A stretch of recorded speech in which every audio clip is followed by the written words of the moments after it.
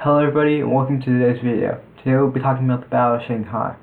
The Battle of Shanghai was one of the bloodiest battles during the Second Sino-Japanese War, and was described as the Solid God in the Yangtze as the Chinese and Japanese took over 365,000 casualties combined. Since the invasion of Manchuria in the early 1930s, the Chinese and Japanese were in a conflict without actually declaring a war. This changed with the Marco Polo Bridge incident, which led to a full-scale conflict. The 3 months resistance at Shanghai was crucial in moving Chinese industry into Western China and showing up support from Western allies such as the UK, France, and the United States. The battle can be split up into 3 different phases, which in total involved over 1 million troops on both sides.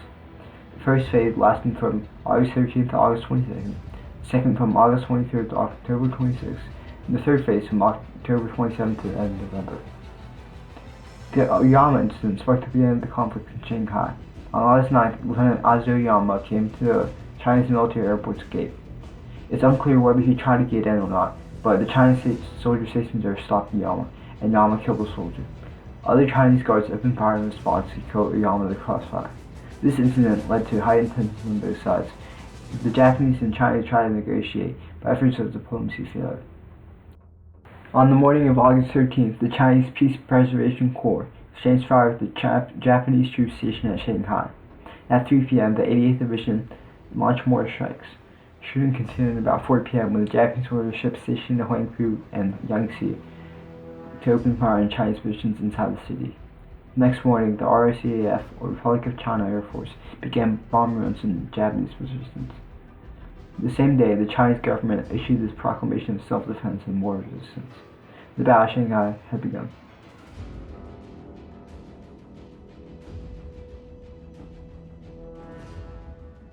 The Chinese plan was to quickly push the Japanese into the Huangpu River and then blockade the coast to deny the Japanese opportunities to land at the Huangpu Forest. The 88th Division was to attack the Japanese Army HQ near Xiabe, and the 87th was to attack the Japanese Naval HQ and the reinforced Kunta Texano. The plan ran into trouble quickly as the Chinese howitzers could not penetrate the Japanese fortifications, and this slowed down the Chinese advance tremendously. The same day, the Chinese sent the 36th Division to attack the Huishan docks. By August 22nd, the tanks of the 36th Division reached the docks, but were not able to hold the position for long, as they were not well trained in infantry tank tactics. The Chinese almost succeeded in pushing the Japanese into the Huangpu River, but they suffered heavy casualties first.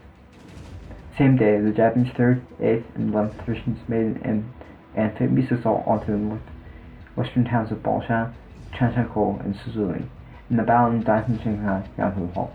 Thus, the Battle of Shanghai moved from the first phase to the second phase.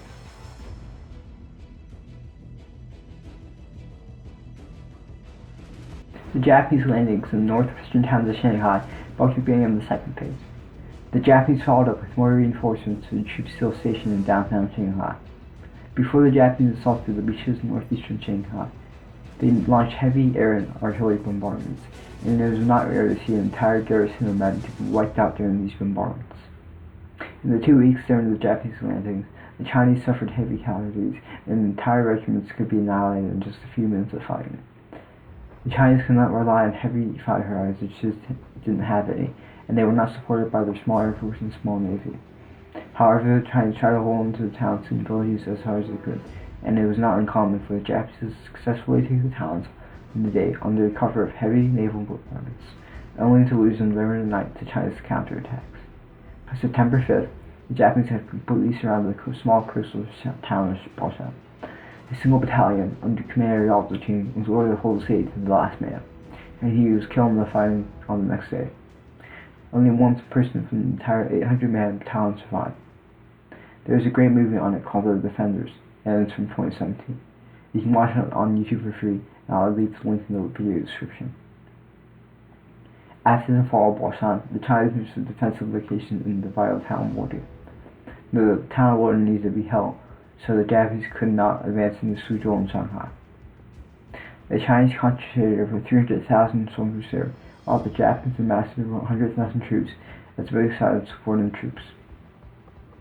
The Japanese were supported by naval gunfire, tanks, and aircraft. The battle raged from the 11th September to the 30th, and was nicknamed the grinding mill of flesh and blood by Chinese soldiers. Despite the Chinese numerical superiority, The amount of firepower the Japanese could muster was too much for the Chinese to handle, and they could not hold on to Lloyd. Next, the Japanese pushed southwards to Dachang. Dachang was crucial to the important encirclement of Chinese positions in National Shanghai and regions east of the Huangpu River. The Japanese used over 700 artillery pieces, and the city of Dachang was reduced to nothing but rubble.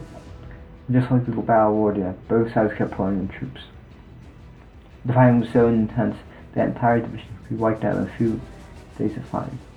The Chinese held on to Dachang bravely before they had no option but to retreat.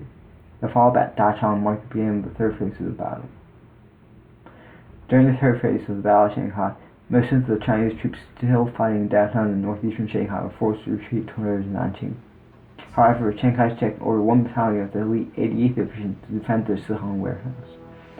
The order was given to garner support from the Western Allies, boost morale, and help the 88th Division to escape encirclement. This came to be known as the defense of the Sihong warehouse, and there was a movie released a few days ago called The 800, and that movie is now the third highest grossing film in 2020.